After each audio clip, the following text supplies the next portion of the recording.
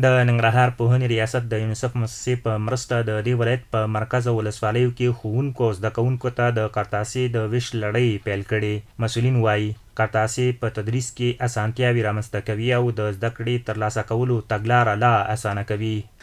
زمونږ په تعلیمي نهادونو کې د فعلا دپاره کومه قرطاسیه چې د شاګرد دپاره توضیح کېږي هغه د اول نه تر شپږمه پورې قرطاسیه ده او د معلمینو دپاره چې کوم کټ یا قرطاسیه توضیح کېږي د هغه د اول نه تر درېیمه پورې د ټولګي او د استادانو دپاره ده او د مکاتبو قرطاسیه توضیح کېږي.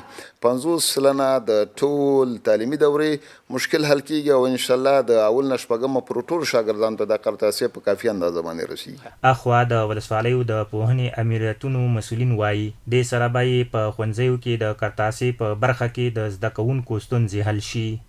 نو دا ډېر یو ښه اقدام شوی دی. موږ د دې هرکلی کوو او الله رب العالمین د دوی ته نورم مزید توفیق ورکړه.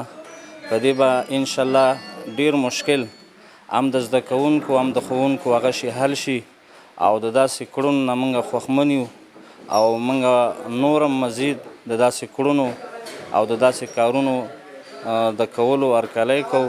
دوی دغه راز د پوهنې ریاست غواړي په کومو ښوونځیو کې چې د تدریسي کتابونو کمښت دی هغه باید ورته پوره کړي.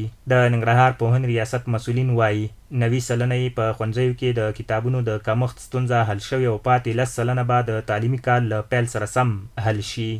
چې زمونږ د درسي کتابونو ستونزه تقریبا 90% انشاءالله حل ده او دغه 10% چې دا د عبادت کنندګانو مسله ده یا د تزاید فیصدي ده نو دا به انشاءالله په نږدې وختونو کې حل شي.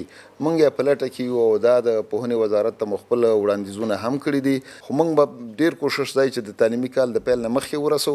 بیا هم که چېرته کومه ځنډ او خنډ پکې رامنځته کېږي نو د میزان اقرب پورې خو به دا خبره انشاءالله نهایي شوي. د ننګرهار پوهنې ریاست د مسؤلینو په وینا د دې ولایت په ټولو ښوونځیو کې څه د پاسه 800 زره زده کوونکي پر زده کړو بوخت دي.